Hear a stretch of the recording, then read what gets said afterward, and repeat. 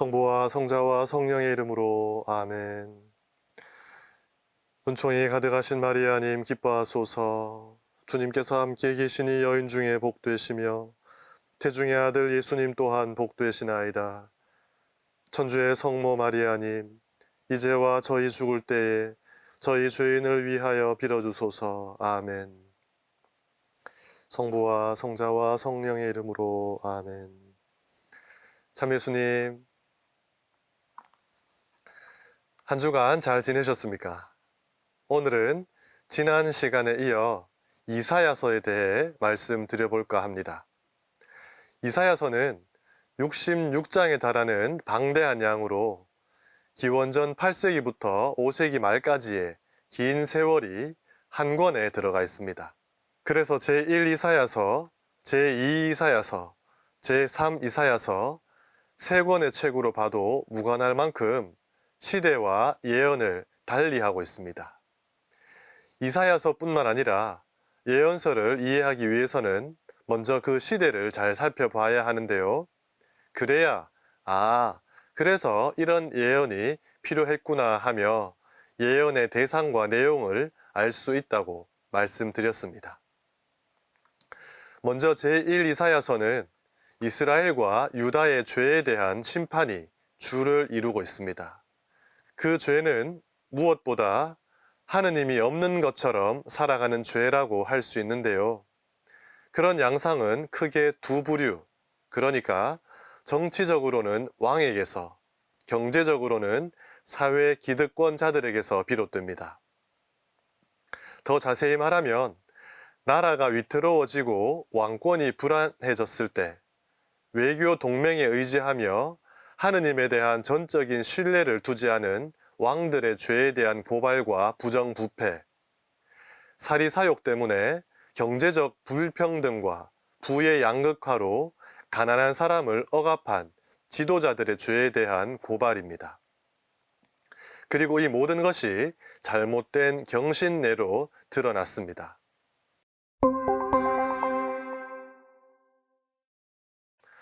먼저 우리는 두 임금을 생각해야 합니다. 아하즈와 히즈키야입니다. 근동 지역에서 강력한 힘을 가진 아시리아의 그림자가 북이스라엘과 남유다에 들이우기 시작하자 유다 임금 아하즈는 시리아와 북이스라엘이 동맹을 맺자고 할 때 이를 거부하고 아시리아와 손을 잡았습니다. 그러자 이사야는 주님께 이런 소명을 받습니다. 그러자 주님께서 이사야에게 말씀하셨다. 너는 내 아들 스하르 야숲과 함께 마전장이 밭에 이르는 길가 윗 저수지의 수로 끝으로 나가서 아하즈를 만나 그에게 말하여라. 진정하고 안심하여라. 두려워하지 마라. 네 마음이 약해지는 일이 없도록 하여라. 요탐의 뒤를 이은 아하즈 임금은 국제 분쟁에 대처할 만한 능력이 없는 이였습니다. 그는 시리아와 동맹을 맺은 북이스라엘의 위협에 두려움을 느끼며 흰놈 골짜기에서 자기 아들을 불살라 바치는 이교 제사에 의존하기도 했었습니다. 그러자 이사야는 스하르 야숲이라는 아들을 데리고 아하즈 임금을 찾아갑니다. 스하르 야숲이란 남은 자가 돌아올 것이다 라는 뜻을 가지고 있습니다. 다른 어떤 것에도 희망을 두지 않고 오로지 하느님만을 바라보며 충실하게 살아가는 사람이 바로 남은 자입니다. 아하즈 임금에게 이런 이름을 지은 아들을 데려간 것은 인간과의 동맹을 철회하고 하느님만을 신뢰해야 한다는 것을 상징적으로 일깨우기 위함이라 할 수 있습니다. 하지만 아하즈는 주님에 대한 절대적 신뢰를 두기보다 오히려 아시리아와 동맹을 맺음으로써 자신의 두려움을 극복합니다. 눈에 보이는 확실한 인간적인 방식으로 위험을 벗어나고 위기를 극복하는 것이 우리에게도 훨씬 더 쉬운 방법이긴 합니다. 하지만 하느님에 대한 전적인 신뢰가 없다면 우리는 늘 흔들릴 수밖에 없습니다. 임종을 준비하며 병실에 누워 계신 신부님을 찾아가 위로하며 걱정하는 후배 사제에게 그분은 이런 말씀을 해주셨습니다. 신부가 죽는 게 뭐가 무섭노? 하느님 만나러 가는데. 이 정도 신뢰는 두고 있어야 신앙인이라 할 수 있겠죠. 두려워하지 말고 무서워하지도 마라. 너희는 만군의 주님만을 거룩히 모셔라. 그분만이 너희가 두려워해야 할 분이시고 그분만이 너희가 무서워해야 할 분이시다. 이런 이사야 예언자의 말을 아하즈 임금이 듣지 않았음이 8장 16절에서 봉인된 증언 문서로 표현되며 이사야는 예언을 무시한 임금을 뒤로하고 은둔 생활에 들어갑니다. 그리고 11장에서는 메시아 탄생에 대한 예고와 평화의 왕국에 대한 예언이 등장하는데 여기서 이사야 예언서의 특징을 하나 발견할 수 있습니다. 다른 예언자들이 왕정에 대한 강한 비난에 집중했다면 이사야는 왕의 잘못은 고발하면서도 다윗 왕조 체제를 통해 하느님의 뜻이 실현된다는 것을 강조했다는 점입니다.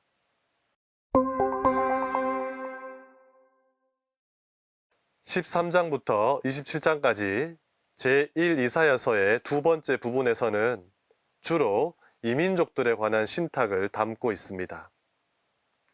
특히 19장의 이집트에 대한 신탁에서 이집트의 멸망 원인을 세 가지로 예고를 합니다.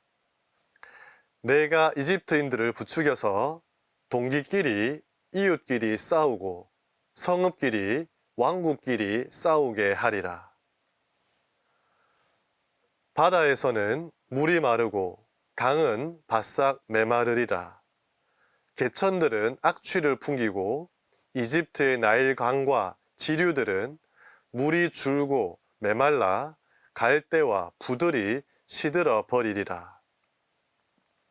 초안의 제후들은 어리석기만 하고 파라오의 현명하다는 고문관들은 우둔한 고문들이다. 이사야에 따르면 내부 분열, 일련의 천재지변, 그리고 책임자들의 무능함이 파멸의 원인이라는 겁니다. 이런 이집트 멸망에 대한 신탁은 아시리아의 힘에 대항하기 위해 이집트와 동맹을 맺으려 했던 히즈키야 임금 시대를 반영합니다. 앞서 아하즈 임금이 친아시리아 정책을 폈다면 반대로 히즈키야는 이집트와 손을 잡고 아시리아에 대항하려 했습니다. 그러자 이사야는 이집트의 멸망을 예고하며 상징적인 행동으로 3년 동안 알몸과 맨발로 다닙니다. 이사야의 예언에도 아랑곳하지 않는 예루살렘을 향해 이런 신탁도 주어집니다. 그날에 주 만군의 주님께서 너희에게 통곡하고 애곡하라고 머리털을 깎고 자루옷을 두르라고 이르셨다. 그러나 보아라, 기뻐하고 즐거워하며 소를 잡고 양을 죽여 고기를 먹고 술을 마시면서 내일이면 죽을 몸 먹고 마시자 하는구나. 그래서 만군의 주님께서 내 귀에 일러주셨다. 이 죄는 너희가 죽기까지 결코 용서받지 못하리라. 주 만군의 주님께서 말씀하셨다. 이사야의 예언을 듣고도 회개하지 않는 예루살렘을 향한 하느님의 책망이 담겨져 있습니다. 우리도 마찬가지입니다. 회개를 위해 하느님께서 주시는 기회는 늘 있습니다. 하느님께서는 늘 인내하고 기다려 주십니다. 그리고 예언자를 보내어 잘못을 깨우쳐 주시고 새롭게 살아갈 길을 제시해 주십니다. 하지만 용서와 자비로 얻는 희망의 기회를 보지 못하고 스스로 멸망을 선택하는 사람이 있는데 그들에게는 하느님의 자비가 들어갈 빈틈이 없습니다. 믿음이 없는 곳에 기적이 일어나지 않았던 것처럼 하느님의 호의와 구원을 철저히 거부하는 사람에게는 하느님의 자비가 들어갈 수가 없습니다.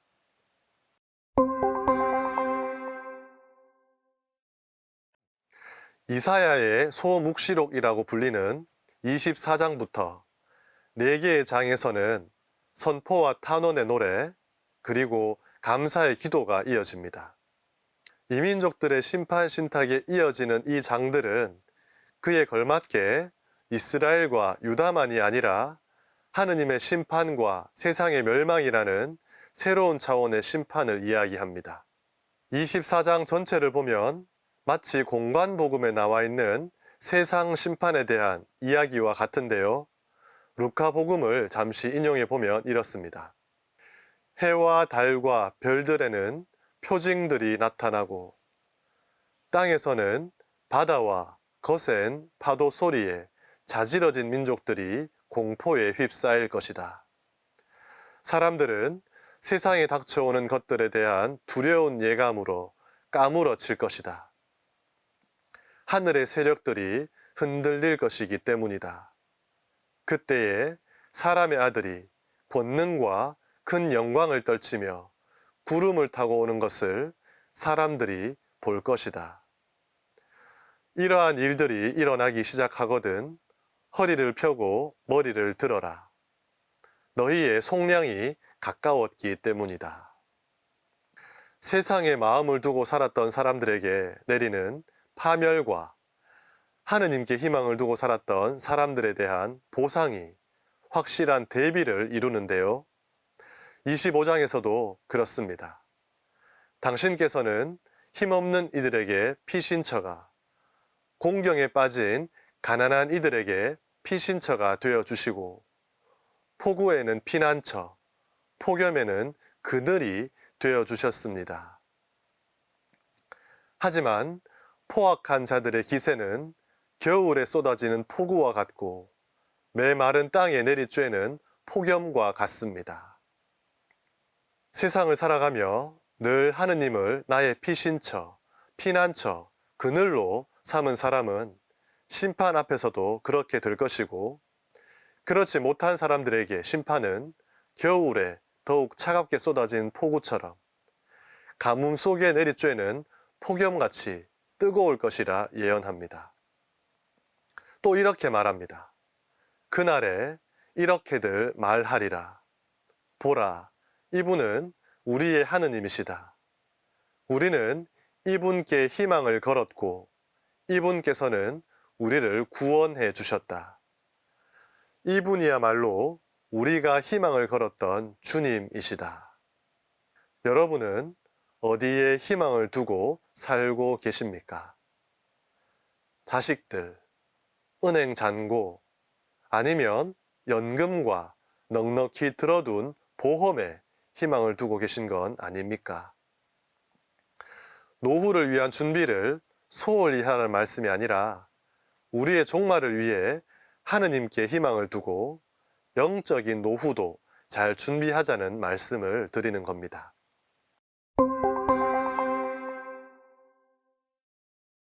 이렇게 왕들에 관한 심판 신탁에 이어 제1 이사야서의 셋째 부분은 28장부터는 사마리아와 유다의 그릇된 예언자들과 사제들, 자문관들, 그러니까 내부 기득권자들에 대한 경고가 이어집니다.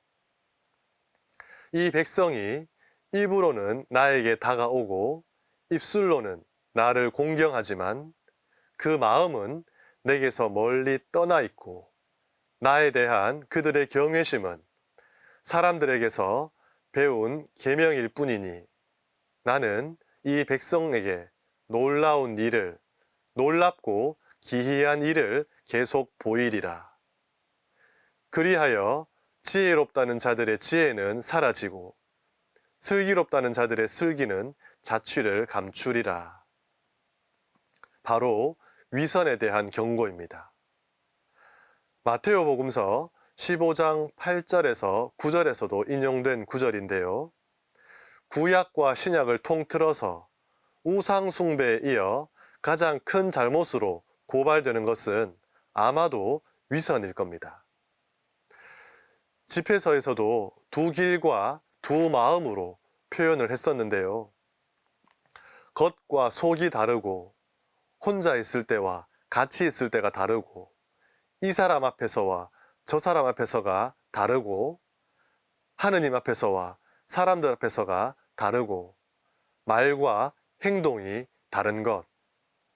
이 모든 게 위선입니다. 그러니 미사 중의 내 모습과 성당 밖의 일상생활에서의 내 모습이 다르다면 그것도 위선이라고 할 수 있습니다. 그리고 죄와 잘못과 악습으로 가득한 마음으로 전례에 참여하는 것 또한 위선이라 할 수 있습니다. 하느님께서는 우리의 겉만 보시는 것이 아니라 우리의 마음도 다 보고 계십니다. 모든 것을 다 알고 계십니다. 불행하여라. 자기네 계획을 주님 모르게 깊이 숨기는 자들. 어둠 속에서 행동하는 이 자들은 누가 우리를 보랴, 누가 우리를 알랴 하고 말한다. 아, 거꾸로 행동하는 너희들.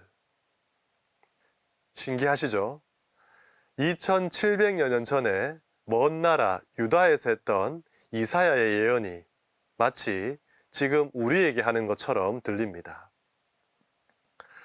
이어서 32장에서 33장까지는 장차 도래할 정의와 평화의 나라에 대한 예언들이 나오고 34장에서 35장에서는 여러 민족의 심판과 시온의 구원에 대하여 나오는데 각 부분의 끝에 나오는 구원 신탁 부분은 제1 이사야의 작품이라기보다는 귀환과 재건이라는 희망을 제시한 제2 이사야가 추가로 삽입한 것일 가능성이 큽니다.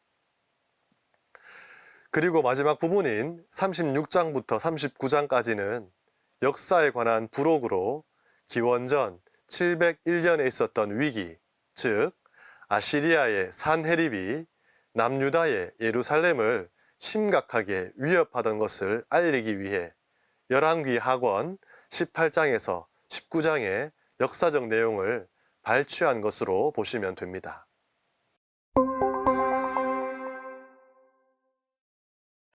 이렇게 제1 이사야서의 내용을 마치며 우리가 알아두어야 할 것은 그의 독특한 신학입니다. 아모스가 하느님의 정의를, 호세아가 하느님의 사랑을 강조했다면 이사야는 하느님의 거룩하심을 부각시켰습니다. 이사야에게 하느님은 무엇보다 거룩하신 분이시고 그에 반대되는 것은 이스라엘의 속됨이었습니다. 거룩하신 하느님은 원래 속된 것과 함께 하실 수 없으십니다. 그러니 하느님을 신뢰하지 않는 왕들, 하느님이 없는 것처럼 살아가는 지도자들, 위선에 가득 찬 백성들과 하느님은 공존할 수가 없습니다. 하지만 하느님께서는 그런 당신 백성이 순종하며 당신과 인격적인 관계를 맺기를 바라며 인간과 함께 하시는 현존을 허락하시는 분이십니다. 이것이 바로 이사야서 7장 14절에서 17절에 나오는 임마누엘 신탁입니다. 보십시오. 젊은 여인이 잉태하여 아들을 낳고 그 이름을 임마누엘이라 할 것입니다. 이 임마누엘 신탁은 지금 하느님을 신뢰하지 않는 실패한 지도자들에 대한 경고인 동시에 언제라도 준비가 되면 하느님과 함께 할 수 있다는 희망을 동시에 가져다 줍니다. 예수님의 강생도 그러했습니다. 분명 실패한 지도자들에게 예수님의 탄생은 경고가 되었고 하느님께 희망을 둔 이들에게는 그 탄생이 새로운 희망이 되었습니다.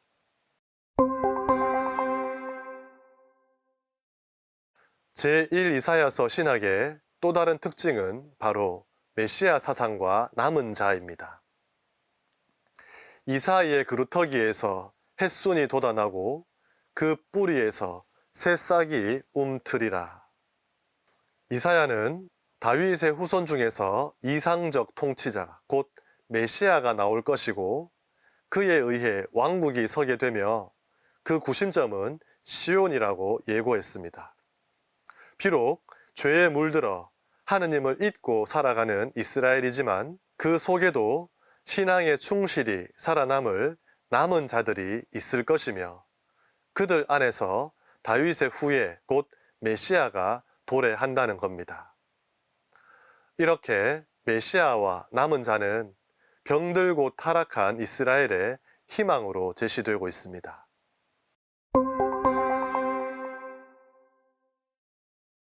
(39장까지는) 기원전 8세기, 그러니까 아시리아의 위협이 짙어지던 시기가 주된 무대였다면 40장부터는 갑자기 시대적 배경이 바빌론 유배 시기인 기원전 6세기로 바뀌고 이사야라는 인물에 관한 언급도 사라집니다. 아시리아 대신 바빌론 제국이 언급되고 기원전 587년 예루살렘 파괴 사건이 과거사로 기술되며 페르시아 왕 키루스가 등장합니다. 시대가 바뀌었습니다. 시대를 보면 예언을 알 수 있다고 말씀드렸죠. 제1 이사야는 멸망과 파국적 심판을 선고해야만 했지만 이미 예루살렘은 파괴되고 심판받아 유배 중인 백성들에게 더 이상의 파멸과 심판 예고는 의미가 없었습니다. 내부 분열로 인한 바빌론의 쇠퇴와 페르시아가 새로운 강자로 떠오르는 시국에 제2 이사야는 유배로부터의 귀환과 예루살렘 재건에 중심을 둔 위로와 구원의 메시지를 중심적으로 예언합니다. 또한 제2 이사야는 남유다의 신학사조인 다윗 왕조와 시온이라는 전통을 유지하며 메시아에 대한 희망과 거룩하신 하느님에 대한 신관을 유지함으로써 제1 이사야의 명맥을 유지합니다.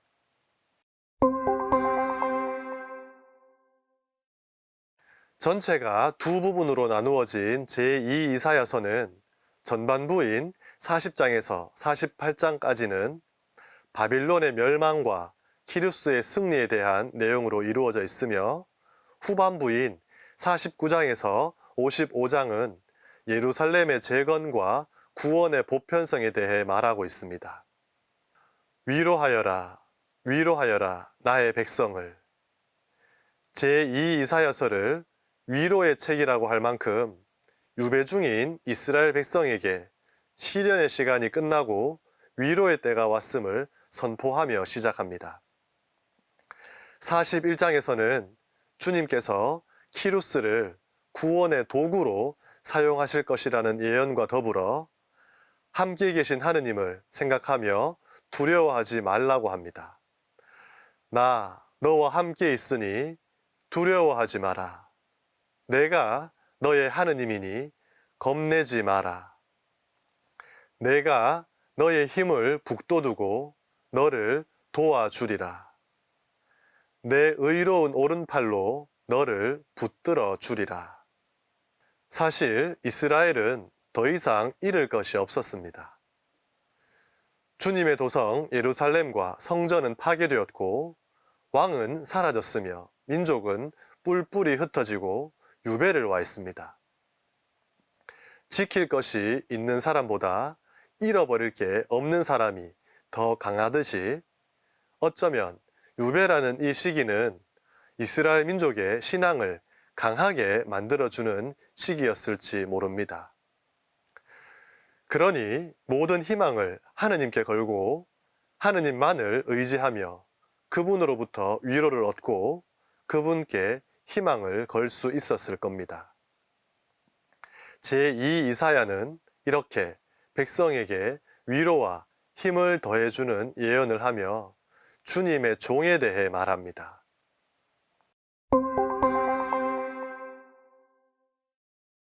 42장에서 주님의 종의 첫째 노래가 나오는데 49장과 50장에서 둘째 노래, 셋째 노래가 나올 뿐만 아니라 제2 이사야서 곳곳에 주님의 종에 대한 이야기가 나옵니다.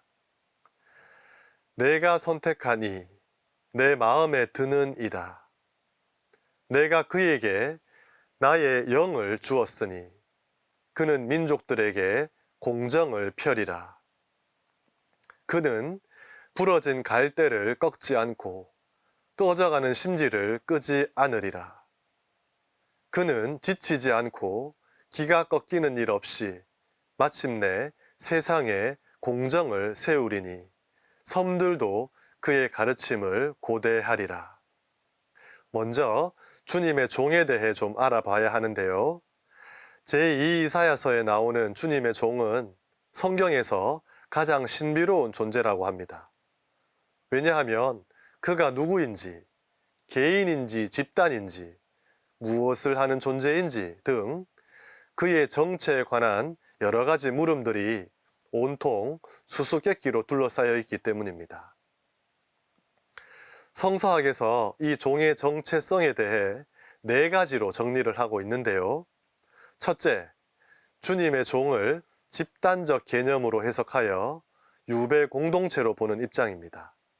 둘째, 개인적 개념으로 해석하여 키루스 혹은 누군지는 모르지만 장차 등장하게 될 메시아로 보는 것이고, 셋째, 제2 이사야 자신 혹은 그를 추종했던 제자 그룹으로 보는 입장입니다. 제2 이사야서를 보면 해방과 귀환, 예루살렘 재건을 예고하고는 있지만 그다지 명백하게 드러나지는 않는다는 것을 눈치채셨을지 모르겠습니다.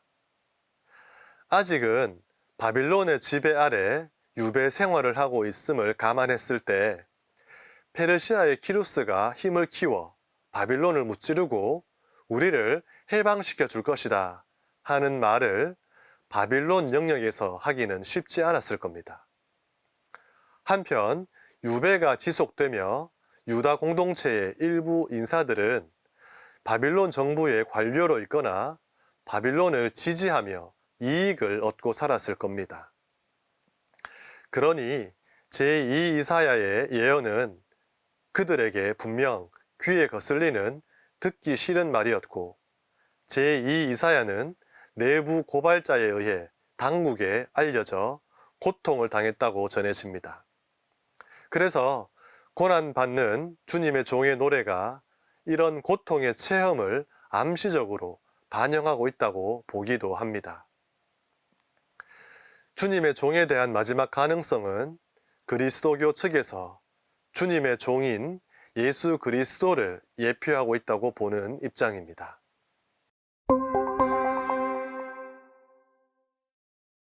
제2 이사야서에서 주님의 종만큼 중요한 주제는 만민 구원 사상입니다. 원래 이스라엘은 하느님께 선택받은 유일한 민족이라는 선민의식을 가지고 이방인들에 대해 철저히 배타적인 자세를 취했습니다.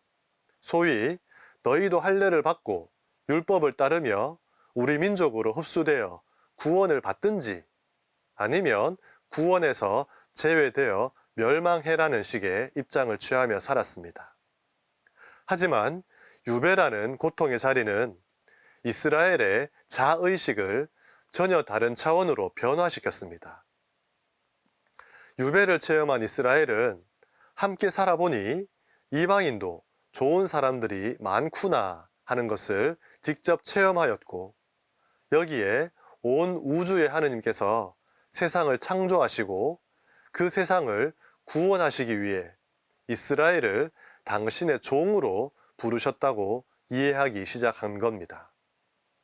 따라서 배타적 특권의식에 사로잡혀 있던 이스라엘이 주님의 종이라는 자의식의 변화로 만민 구원 사상이 시작됐다는 겁니다.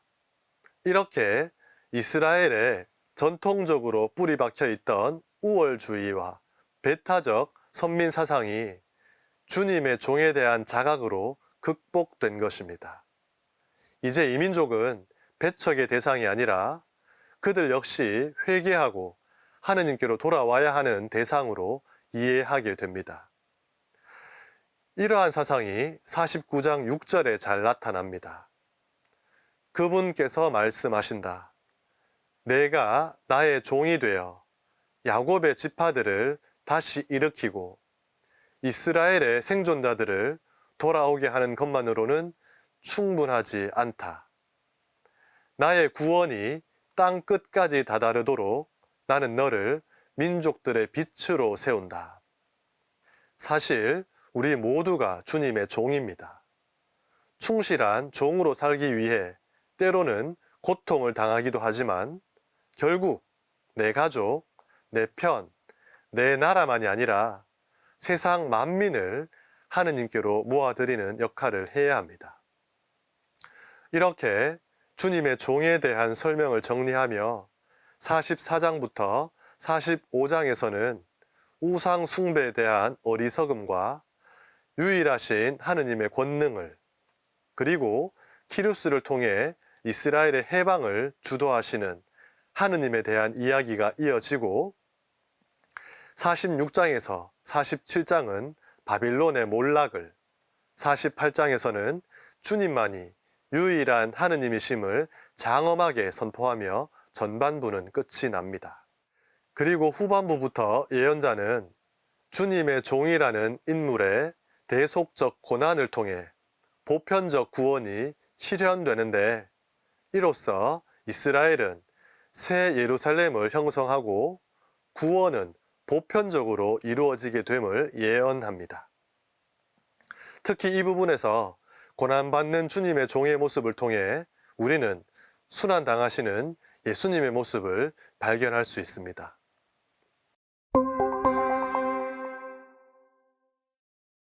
56장부터는 유배에서 돌아온 이후의 예루살렘의 회복을 다루는 제3 이사야서가 시작됩니다. 제2 이사야의 예언이 성취된 것처럼 키루스에 의해 예루살렘의 귀환한 공동체는 이제 곧 다윗 왕조 때에 누리던 영광을 쟁취한다는 기대로 가득 차 있었습니다. 하지만 성전은 쉽게 재건되지 않았고 귀환민들과 잔존자들 간의 세력 다툼뿐만 아니라 유배 기간 중 예루살렘에 머물고 있던 이방인, 그리고 귀환민의 노예로 따라온 이방인들로 인한 사회 그룹들 간의 대립도 문제였습니다. 이런 혼란과 사회 문제들을 바라보며 성전 재건 문제가 수면 위로 떠올랐습니다. 지금 이런 혼란과 위기는 하느님의 현존의 가시적 표징인 성전이 없기 때문이다 라고 한 겁니다. 소위 성전 재건 열광주의가 귀환 공동체의 이슈로 부상한 겁니다. 성전만 지어지면 모든 것이 제자리를 찾고 하느님 나라가 도래하며 그것이 곧 구원이다라는 겁니다.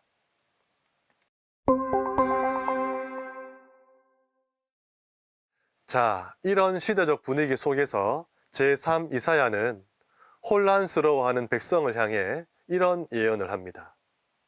첫째, 하느님께서는 성전이라는 물리적인 공간 안에 갇혀 계신 분이 아니라 온 우주의 질서와 정의를 주재하시는 분이시다.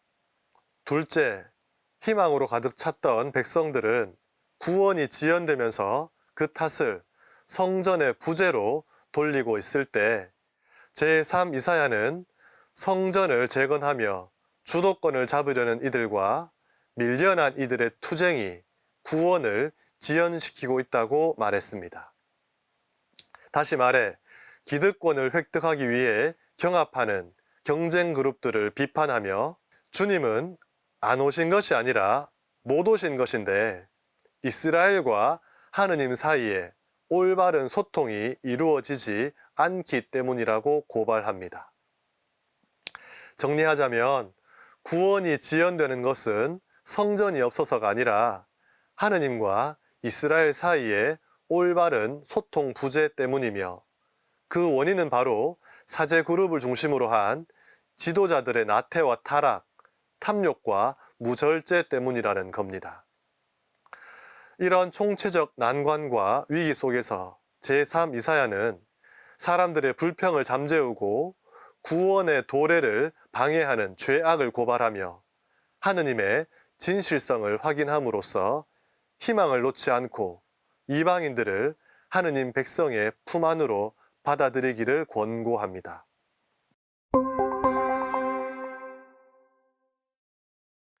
그래서 1부에서는 귀환 공동체를 향한 교훈을, 2부에서는 좌절을 극복할 귀환 공동체의 영광과 찬미를, 그리고 3부에서는 구원에 대한 환시와 심판을 보여줍니다. 좀 더 자세히 보면 1부에서는 혼란과 무질서 앞에서 당혹해하는 유다 공동체의 교훈과 호소를 전하며 이방인이라 하더라도 신앙을 통해 주님께 다가올 수 있음을 선언하는데, 앞서 제2 이사야 시대를 지나며 이제는 만민 구원, 즉 하느님의 보편적 구원 의지가 더욱 확대되고 있음을 확인할 수 있습니다. 심지어 유다인이 아닌 이방인들, 그리고 하느님의 축복에서 제외되었다고 여겨지던 고자들도 안식일을 지키고 계약을 준수하면 아들, 딸들보다 나은 기념비와 이름을 마련해 주리라. 나는 그들에게 결코 끊어지지 않을 영원한 이름을 주리라. 나의 집은 모든 민족들을 위한 기도의 집이라 불리리라고 합니다. 이어서 부패한 지도자들에 대한 고발과 올바른 단식에 대한 가르침, 그리고 구원의 지연 이유를 하느님의 무능이 아니라 이스라엘의 죄임을 이렇게 고발합니다. 보라, 주님의 손이 짧아 구해내지 못하시는 것도 아니고 그분의 귀가 어두워 듣지 못하시는 것도 아니다. 오히려 너희 죄악이 너희와 너희 하느님 사이를 갈라놓았고 너희의 죄가 너희에게서 그분의 얼굴을 가리어 그분께서 듣지 않으신 것이다.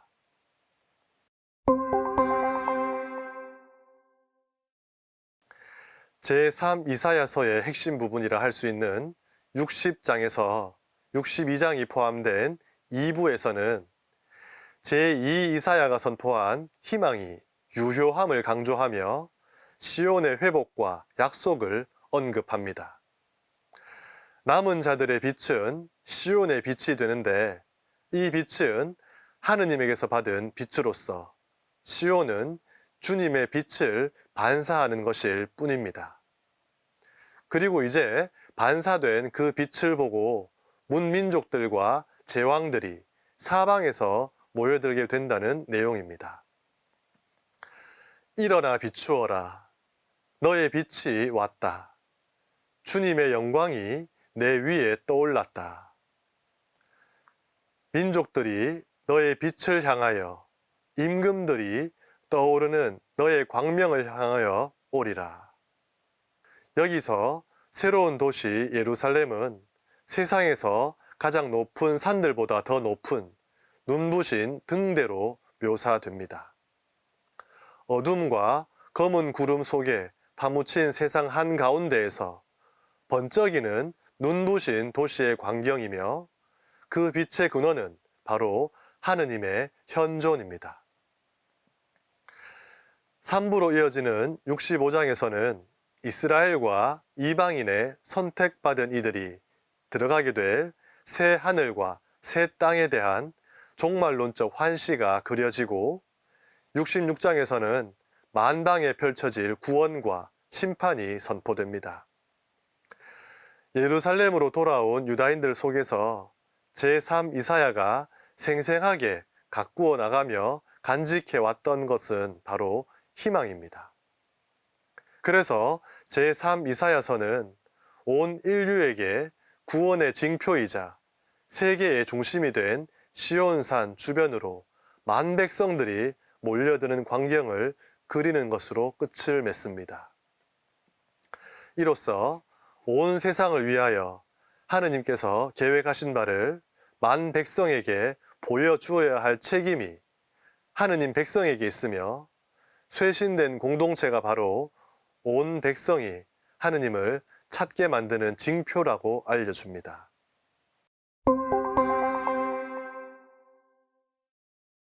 이사야서 안에 세 권의 이사야서가 있는 이유는 배경이 된 시대가 세 개, 그에 적합한 예언의 메시지가 세 개 있기 때문입니다. 이로써 하느님의 예언은 시대에 맞게 이어져 오고 있음을 알 수 있습니다. 아마 오늘날에도 하느님께서는 누군가를 통해 당신이 하시고 싶은 말씀을 계속 이어가고 계실 겁니다. 그것은 하느님을 향한 신앙만이 아니라 자연과 생태계를 지키고 보호하는 것, 인간이 자신의 위치에 따라 품위 있고 책임 있게 살아가는 것, 모든 생명을 귀하게 여기며 돌보는 것 등 모든 것에 해당이 될 것입니다. 그리고 무엇보다 분명한 것은 시온 산에 빛을 발하여 온 민족이 그리로 몰려든 것처럼 오늘날 교회도 그런 역할을 하여 온 인류를 구원해야 한다는 것입니다. 그리고 우리 한 사람 한 사람은 교회의 분명한 구성원입니다. 하느님의 빛을 머금고 내뿜으려는 사람들만이 새 하늘과 새 땅을 꿈꿀 자격이 있습니다. 하느님의 자녀로 변화되고 쇄신된 우리의 삶을 보고 세상 사람들이 교회로 몰려들 수 있도록 우리는 하느님의 빛을 머금고 살아야 합니다. 한 주간도 성경을 읽으며 더 환하게 주님의 빛을 머금으시기 바라며 이 시간을 마치겠습니다. 마침 기도로 영광송 함께 바치시겠습니다. 성부와 성자와 성령의 이름으로 아멘. 영광이 성부와 성자와 성령께 처음과 같이 이제와 항상 영원히 아멘. 성부와 성자와 성령의 이름으로 아멘. 수고하셨습니다.